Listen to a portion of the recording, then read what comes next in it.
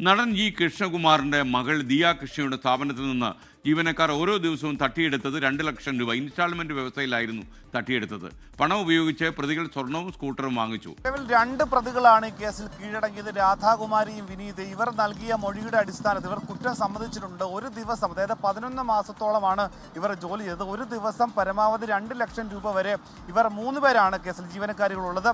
ആ 3 പേർ അവരുടെ അക്കൗണ്ടുകളിലേക്ക് മാറ്റി എന്ന് കുറ്റം സമ്മതിച്ചിട്ടുണ്ട്. ആ പണം കൊണ്ട് ഇവർ സ്കൂട്ടർ വാങ്ങിച്ചു. ഒപ്പം തന്നെ പഴയ സ്വർണം വാങ്ങി പുതിയ സ്വർണം വാങ്ങിച്ചു. ഈ സ്വർണം പിന്നീട് പണയത്തിൽ വെച്ചു. ആ പണയ സ്വർണം എടുക്കാനുള്ള നടപടികളിലേക്ക് കൂടി ക്രൈംബ്രാഞ്ച് സംഘം നീങ്ങിയിട്ടുണ്ട്. 69 ലക്ഷം രൂപ, അതായത് ജി കൃഷ്ണകുമാറിന്റെ മകൾ ദിയ കൃഷ്ണയുടെ കവടിയാറിലെ OBS എന്ന സ്ഥാപനത്തിൽ നിന്നും 69 ലക്ഷം രൂപ 11 മാസത്തിനിടെ തട്ടിയെടുത്തു എന്നാണ് പരാതി. അതിൽ 40 ലക്ഷം രൂപ തട്ടിയെടുത്തതിൻ്റെ വിവരങ്ങൾ നിലവിൽ ക്രൈംബ്രാഞ്ച് സംഘത്തിന് ലഭിച്ചിട്ടുണ്ട്. അങ്ങനെയാണ് 2 ലക്ഷം രൂപയോളം ഒരു ദിവസം തട്ടിയെടുത്തെന്ന് മനസ്സിലാക്കിയിട്ടുള്ളത്. ഇവർ പണം തങ്ങളുടെ ഭർത്താക്കന്മാർക്ക് കൈമാറിയിട്ടുണ്ടെന്ന് മൊഴി നൽകിയിട്ടുണ്ട്. ഈ കേസിലെ 3-ാം പ്രതി ഇതുവരെയും പിടിയിലായിട്ടുള്ള ദിവ്യ ഇപ്പോഴും ഒളിവിൽ തന്നെയാണ്. ഹൈക്കോടതി കഴിഞ്ഞ ദിവസം ഇവരുടെ മുൻകൂർ ജാമ്യം നിഷേധിച്ച പശ്ചാത്തലത്തിലായിരുന്നു ഇവർ 2 പേരും കവടിയാറിലെ തന്നെ ക്രൈംബ്രാഞ്ച് ഓഫീസിലെത്തി ഹാജരായത്.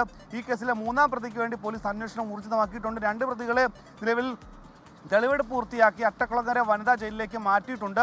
ഇനി അന്വേഷണ സംഘത്തിന് അറിയേണ്ടത് ഇവരുടെ ഇത്തരത്തിലുള്ള QR കോഡ് വഴി തട്ടിപ്പ് നടത്തിയതിന് പിന്നിൽ മറ്റേതെങ്കിലും ബാഹ്യ ഇടപെടലുകൾ ഉണ്ടോ, ഇവർക്ക് മാത്രമാണോ ഇതിൽ പങ്കുള്ളത് അടക്കമുള്ള കാര്യങ്ങൾ അറിയേണ്ടതുണ്ട്. ഒപ്പം തന്നെ ഇവരുടെ ഭർത്താക്കന്മാർക്ക് കൈമാറിയിട്ടുള്ള തുക സംബന്ധിച്ചുള്ള കാര്യങ്ങൾ അറിയേണ്ടതുണ്ട്. ഇനിയൊരു 20-29 ലക്ഷം രൂപയോളം എങ്ങനെ ഇവർ എങ്ങോട്ടേക്ക് മാറ്റി അടക്കമുള്ള കണ്ടെത്താനുണ്ടെന്ന്